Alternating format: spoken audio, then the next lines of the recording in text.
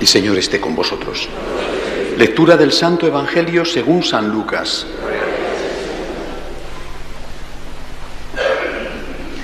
En una ocasión se presentaron algunos a contar a Jesús lo de los galileos cuya sangre vertió Pilato con la de los sacrificios que ofrecían.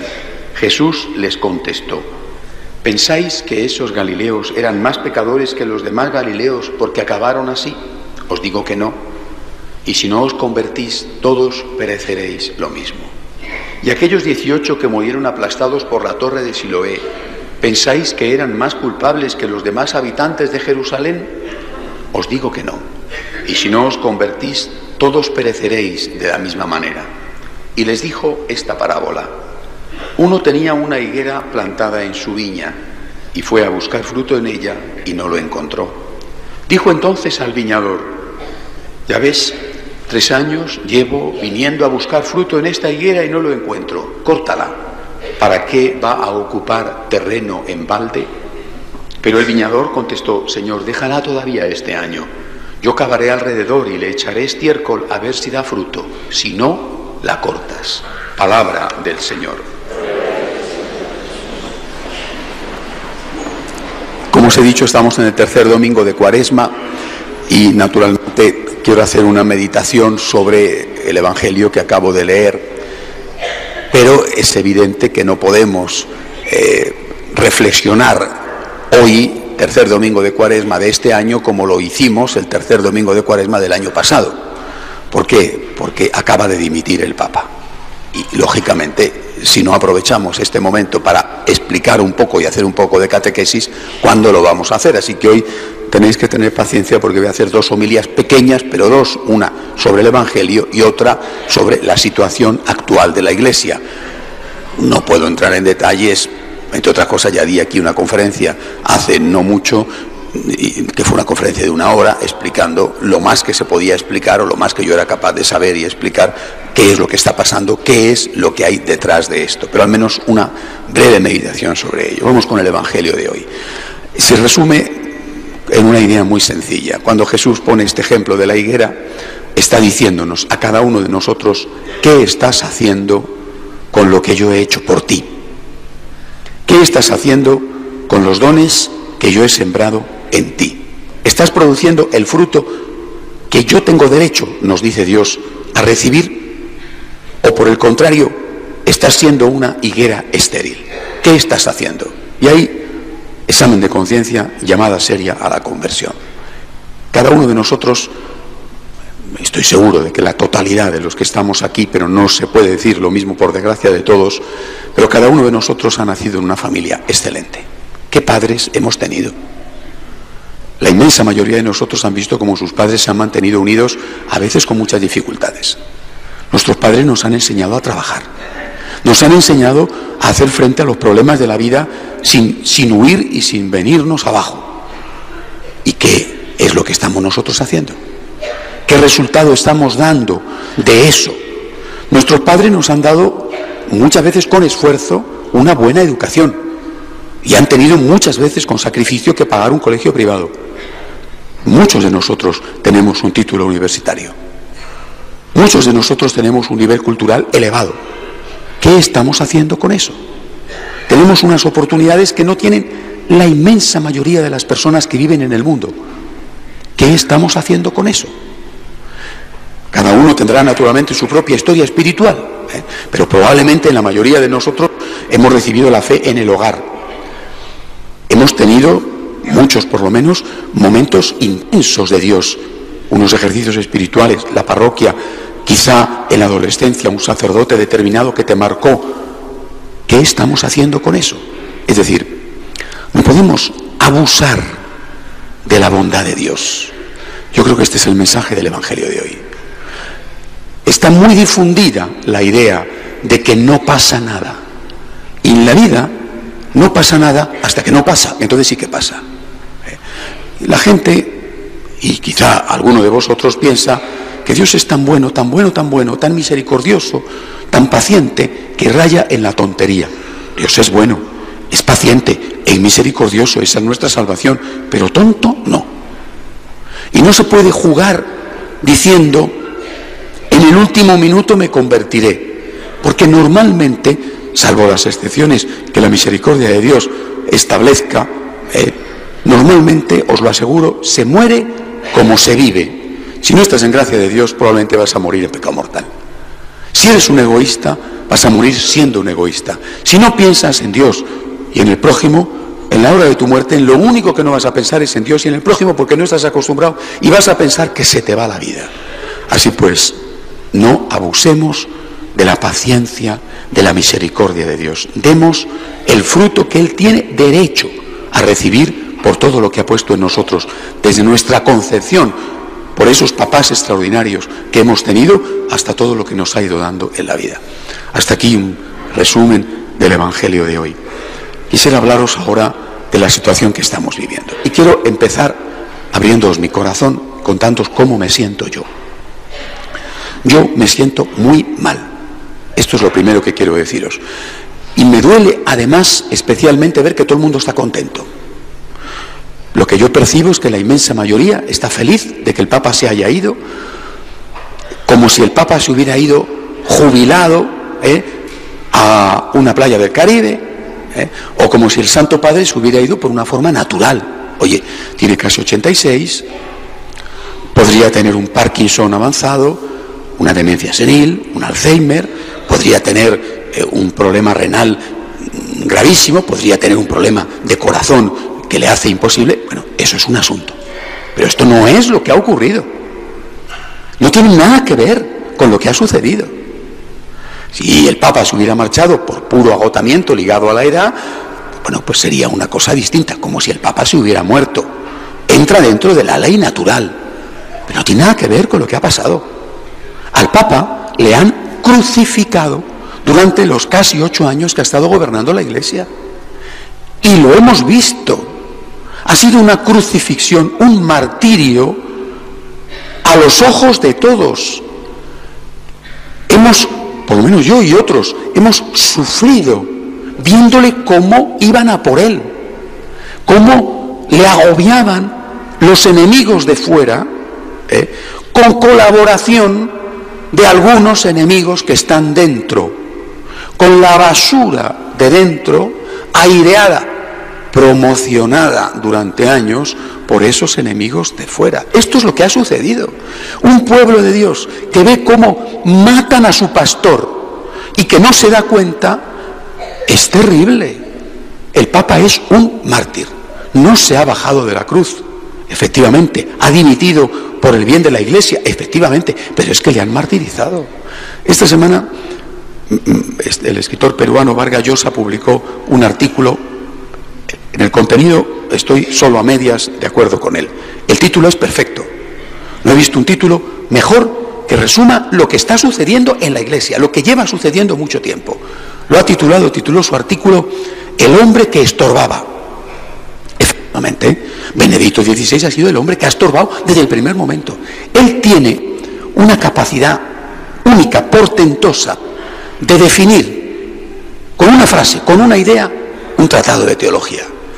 Cuando hace la misa antes de empezar el cónclave 2 días después, ya era Papa, él define la situación que vivimos, la dictadura del relativismo. No situación de relativismo, eso llevamos viviéndolo mucho tiempo, sino de dictadura, es decir, de persecución a todo aquel que insista en decir que el bien es objetivo y que el mal es objetivo, es decir, que el bien existe y que el mal existe. En un contexto en el cual todo tiene que ser relativo, tú no puedes decir que abortar está mal, tú no puedes decir que matar a tu mamá con la eutanasia está mal, tú puedes decir como mucho, a mí eso me parece que está mal. Y el que se atreve a decir eso está mal, ese es perseguido. Por eso este Papa ha estorbado. Es que no recordáis ya lo que sucedió en el 2011, cuando, aprovechando una circunstancia que resultó falsa, le acusan de ser un cómplice de pederastia y exigen que dimita. Las campañas feroces del 2011 del New York Times o de la BBC y en España de periódicos aliados a ellos, esto fue una cosa horrorosa. Los enemigos de fuera y los enemigos de dentro. Los enemigos de dentro que han hecho este escándalo del Batilix, los enemigos de dentro que con sus pecados, repito, promocionados por los enemigos de fuera, que han guardado silencio mientras les ha interesado hasta que ha llegado la hora de poner luz sobre la porquería que había ahí. Los enemigos de dentro y los enemigos de fuera son los que le han llevado a decir: no puedo más. Esto es tan duro y tan grave que tiene que venir otro. Es una tragedia. La dimisión de un papa es una tragedia. Esto no es que se va de vacaciones. Esto es una tragedia. Le han doblado la mano y no ha podido más. Yo he tenido el don, la suerte de ser colaborador de él, como lo fui de Juan Pablo II, de estar con él, como estuve con Juan Pablo II. Os aseguro, es un santo, es un niño de 86 años, porque es un niño tímido, humilde, hasta decir basta, sabio, y cuando ves cómo le han triturado, cómo le han humillado, cómo le han machacado, lo que a mí me da es una profunda compasión. No sé si visteis la escena el jueves, cuando salía por la tarde de su apartamento, a mí se me encogía el alma ver cómo ponía cara de circunstancias mientras salía de su casa, su secretario detrás llorando, llegaba abajo y el chofer se ponía de rodillas llorando.